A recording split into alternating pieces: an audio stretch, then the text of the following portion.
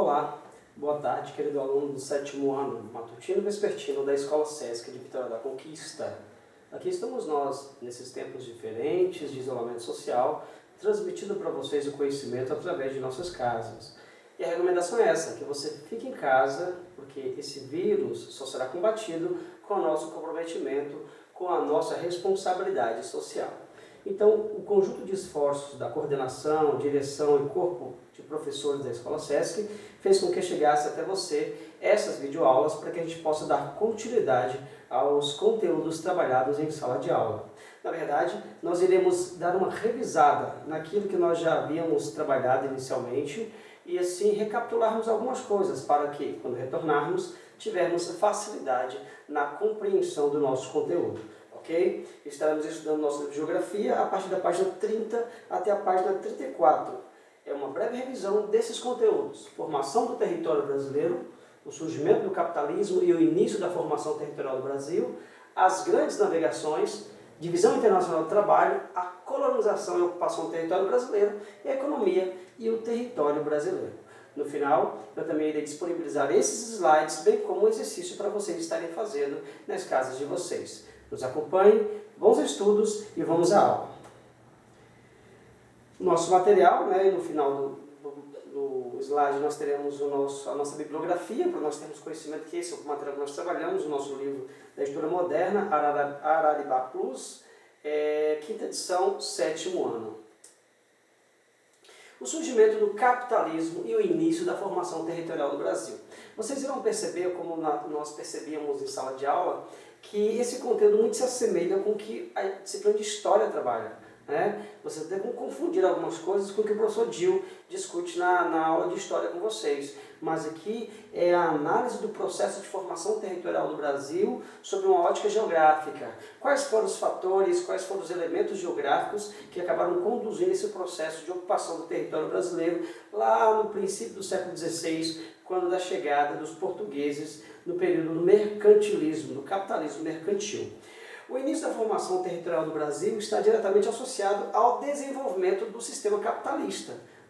O sistema capitalista, que é esse sistema econômico que surge com o final do período feudal, com a derrocada do feudalismo, emerge-se o capitalismo e inicialmente temos o capitalismo mercantil. E esse mercantilismo foi o que motivou muitas das potências econômicas da época a buscarem novos territórios e acumularem riquezas, bem como também conseguirem matéria-prima. E essas potências de então eram Espanha, Portugal, Holanda, Inglaterra e França. No caso da ocupação do território brasileiro especificamente, tivemos a ocupação por parte da coroa portuguesa. O surgimento do capitalismo foi responsável por transformar as relações econômicas e sociais de então, resultando em algumas mudanças fundamentais para o referido contexto. Ou seja, a partir do surgimento do sistema capitalista de produção, algumas situações começaram a se transformar na sociedade de então.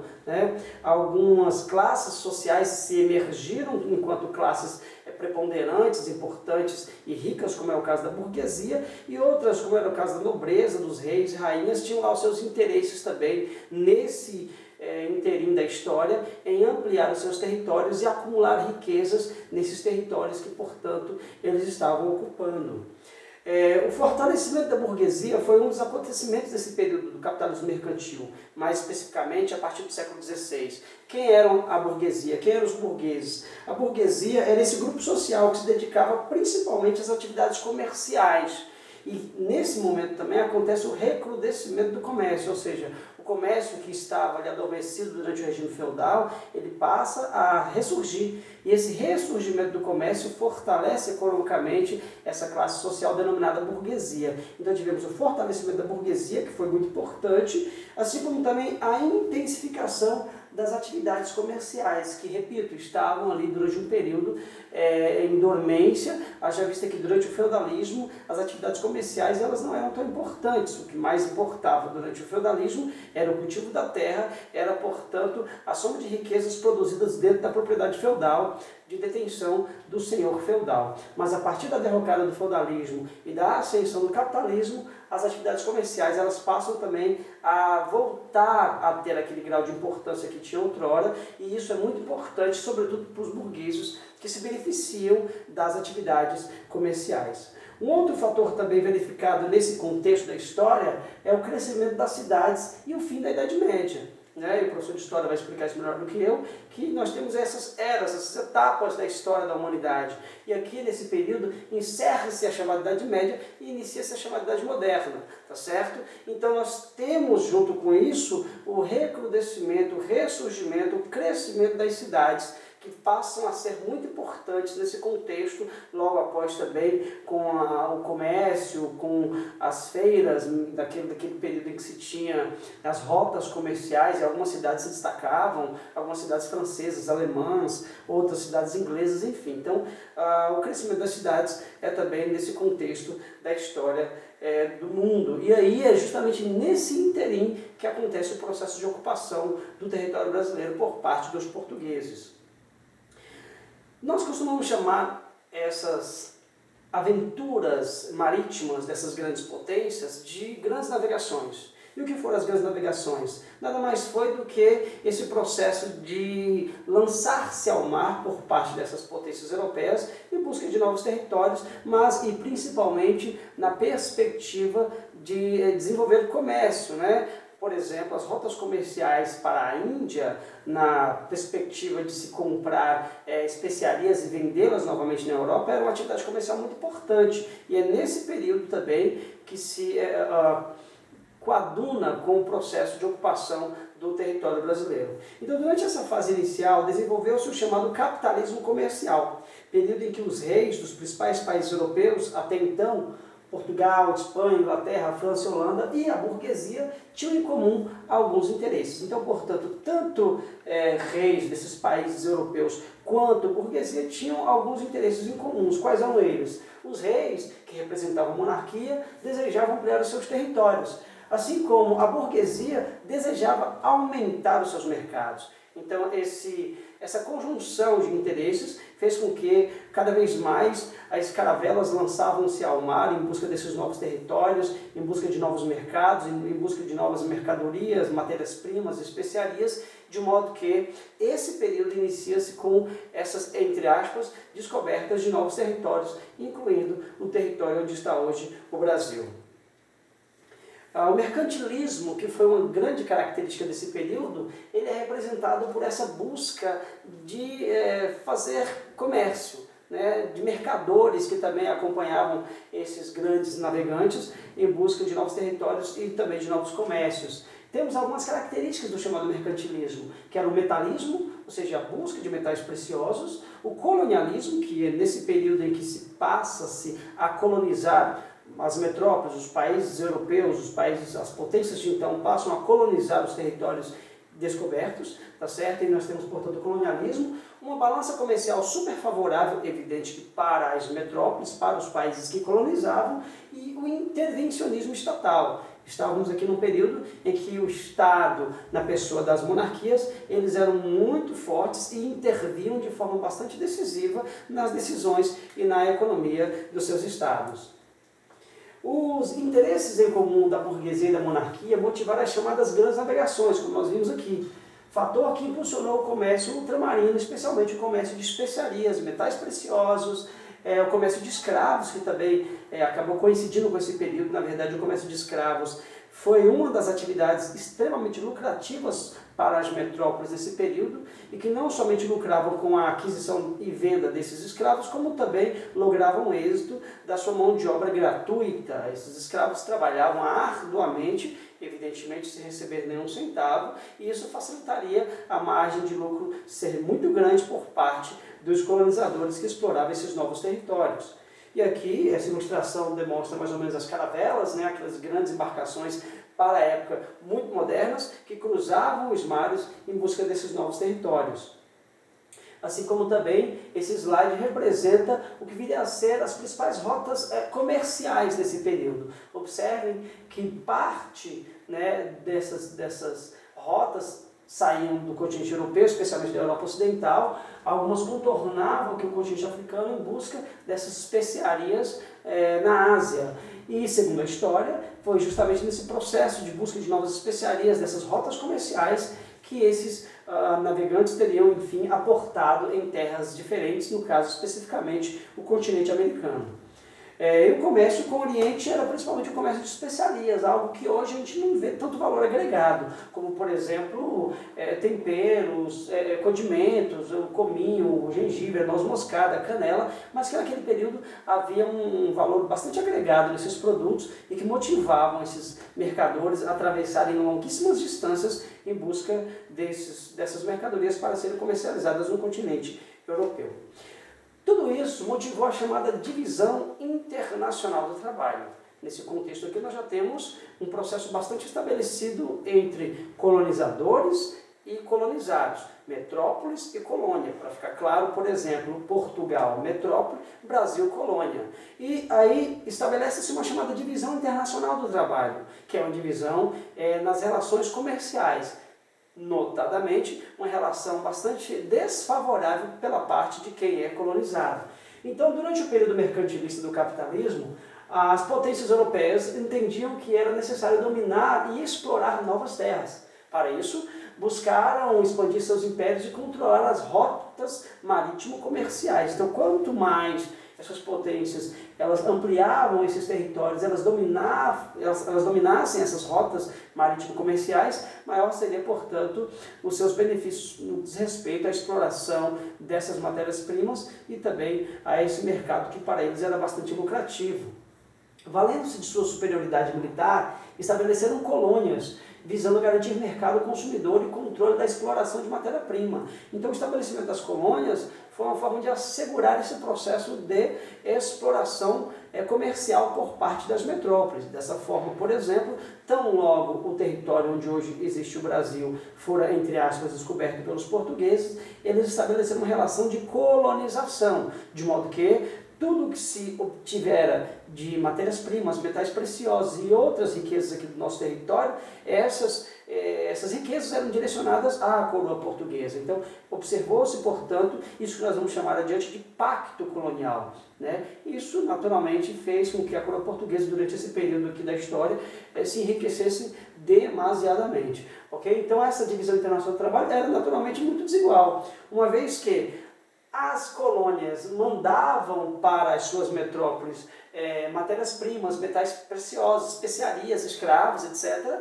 E as metrópoles encaminhavam para as suas colônias meramente manufaturas, né? Que era algo, assim, do ponto de vista econômico, não tão valioso quanto pedras preciosas, por exemplo, né? Então essa troca mercantil desigual por parte das colônias foram observados durante esse período inicial da colonização do território brasileiro e que nós chamamos de divisão internacional do trabalho.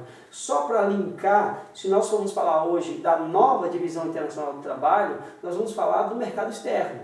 Hoje não existe mais a relação de colonizado e colonizador, mas existe a relação de comércio entre os países. Por exemplo, é muito comum que os países desenvolvidos de tecnologia avançada exportem produtos de valor muito agregado, como softwares, microchips, robótica, etc. E os países que não têm tanta tecnologia, que não têm tanto desenvolvimento econômico, eles têm na sua pauta de exportação apenas produtos agrícolas, como cacau, cana-de-açúcar, café, enfim. Então, quando se tem uma troca comercial entre, por exemplo, uma Alemanha e uma Bolívia, você vai ver uma desigualdade significativa, porque o produto que cada um tem para oferecer tem uma diferença significativa no que diz respeito ao valor agregado. Então, se pegarmos esse contexto de agora e transportarmos para 5 séculos atrás, era mais ou menos essa relação, claro, guardadas as devidas proporções do que era trocado entre colônia e metrópole. Por meio do pacto colonial impostos pelas potências europeias, as colônias eram sujeitas a estabelecer relações econômicas exclusivamente com suas metrópoles, uma vez que eram territórios dominados política e economicamente. Aquilo que eu falei, o pacto se estabelecera de modo que aquele território colonizado por aquela metrópole só poderia encaminhar as suas riquezas, os seus produtos, matéria-prima, pedras preciosas para aquele país que estava ali colonizando. Aí está a relação, assim, um tanto quanto ingrata para os territórios colonizados que se estabelecera com aqueles territórios dos demais países que os colonizavam. Durante essa fase do capitalismo comercial, formou-se a chamada divisão internacional do trabalho, que é isso que eu falei, que é essa relação bastante desigual entre quem coloniza e quem é colonizado.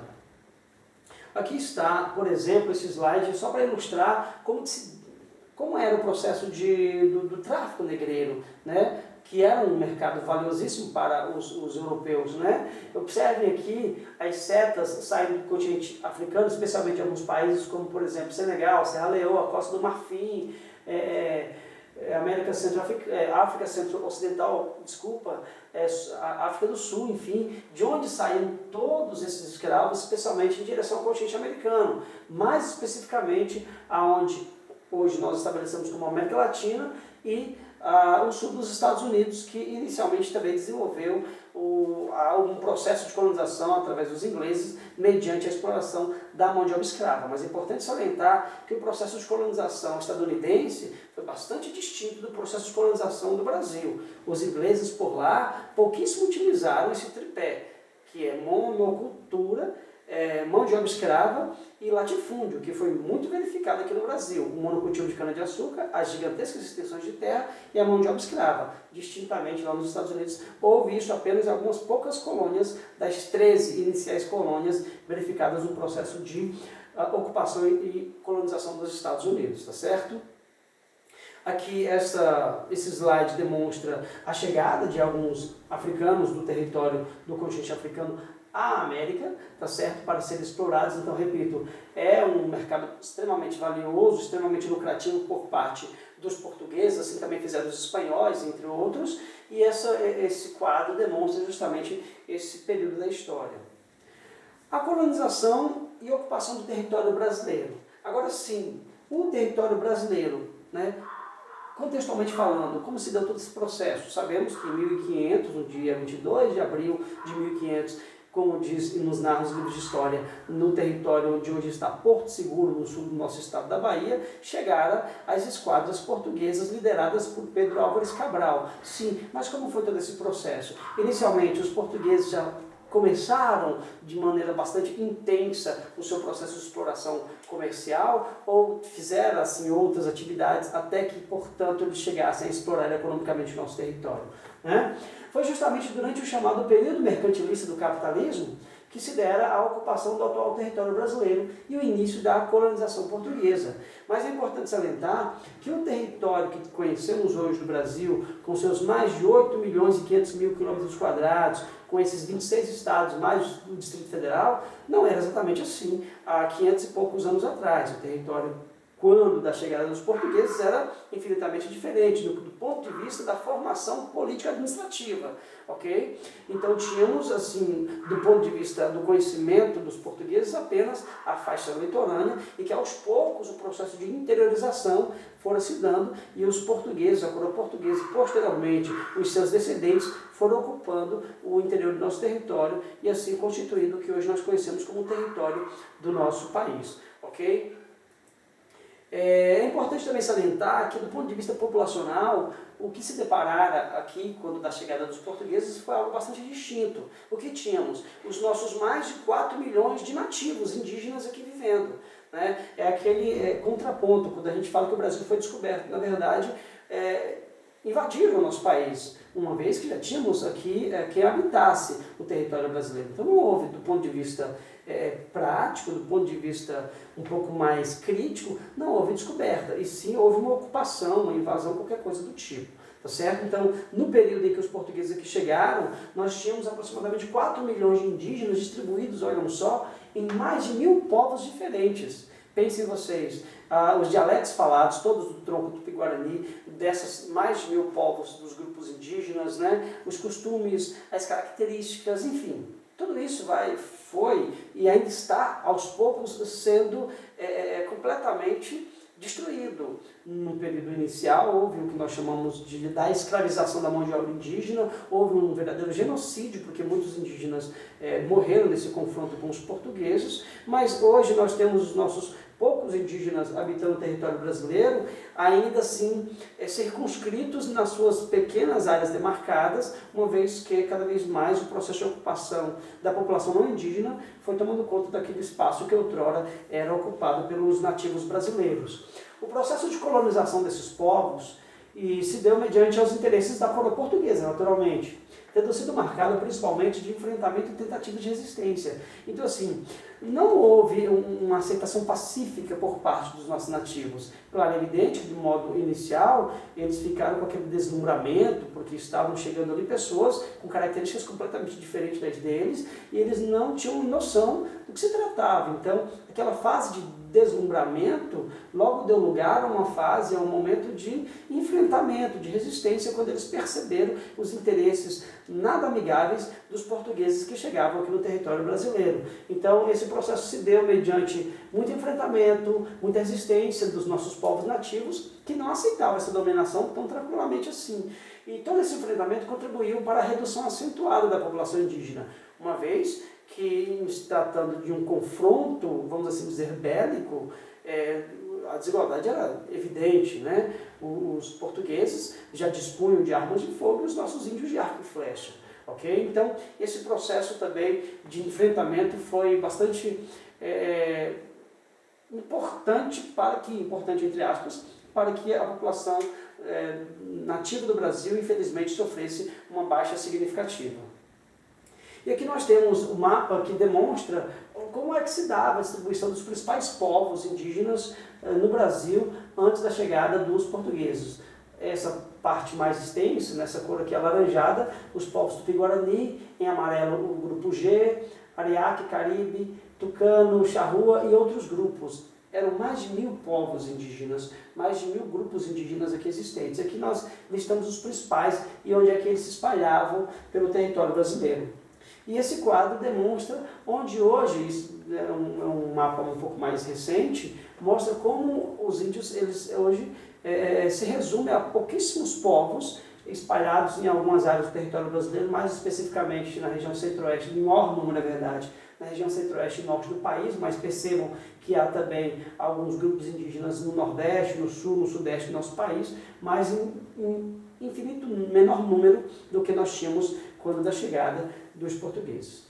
Inicialmente, os colonizadores se fixaram no litoral, onde passaram a explorar a Mata Atlântica, especialmente a exploração do pau-brasil, que era uma madeira extremamente valiosa, madeira essa que está em vias de extinção. Os pouquíssimos exemplares que existem dessa madeira aqui no litoral brasileiro são em reservas particulares ou em reservas públicas, porém protegidas, tá certo? Uma vez que quase toda o plantel, entre aspas, dessa madeira foi explorada e quase extinta ainda nesse período aí, quando da exploração portuguesa, uma vez que o pau-brasil ele tinha um valor comercial muito grande, especialmente pela pigmentação que se obtinha do seu tronco, da sua casca, para o tingimento de tecidos, além também da exploração da madeira, por assim dizer. Então, a primeira atividade desenvolvida por aqui foi a exploração do pau-brasil, uma vez que imaginavam eles que logo se deparariam com pedras preciosas, e não foi o que aconteceu. Mas logo se depararam com algo também bastante precioso, que era o pau-brasil, e eles, utilizando a mão de obra indígena como escrava, passaram a explorar demasiadamente esta árvore que era típica da Mata Atlântica brasileira, que inclusive a Mata Atlântica é um dos biomas mais ameaçados de todos os outros biomas existentes do Brasil. Hoje resta um pouco menos de 7% de toda a sua cobertura natural, toda a sua cobertura original, não somente pelo processo de exploração colonial lá atrás, mas também pelo crescimento das cidades. As maiores cidades brasileiras hoje, parte delas encontra-se nas regiões litorâneas e, portanto, onde outrora eram ocupados pela floresta da Mata Atlântica. Tá certo? Durante essa atividade econômica foram utilizadas amplamente a força de trabalho indígena, como nós falávamos aqui, e este quadro ilustra basicamente como era essa exploração do pau-brasil e a mão de obra indígena sendo utilizada de forma bastante acentuada, e o que essa exploração acabava potencializando ainda mais não somente a mortalidade dos indígenas, como também esse processo de resistência deles ante a ocupação portuguesa. A posse das novas terras pelos portugueses foi estabelecida ao longo dos séculos XVI e XVII, por meio da exploração agropecuária, com destaque para o cultivo da cana-de-açúcar no litoral do Nordeste brasileiro.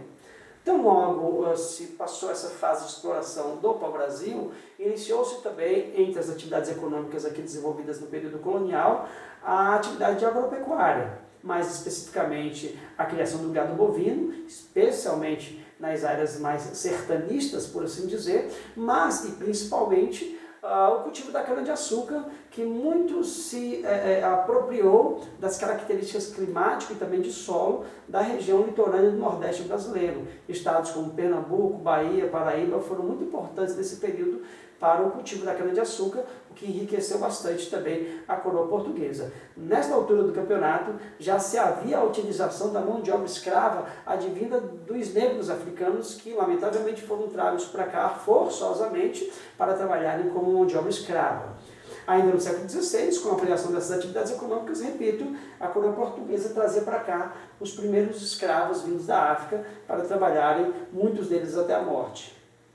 E aqui nós temos mais uma ilustração demonstrando uma moenda, um engenho de cana, que foi uma atividade econômica muito importante, que era justamente o cultivo da cana para a obtenção do açúcar, que, enfim, foi uma atividade econômica muito importante para a economia da coroa portuguesa nesse período da história do Brasil. Mas e posteriormente a tudo isso, como é que se deu o processo de definição dos limites do território brasileiro? Hoje nós conhecemos, repito, o nosso território com mais de 8 milhões e 500 mil quilômetros quadrados. Mas até chegarmos nesse ponto, o que aconteceu? Quais foram os processos? O que se deu?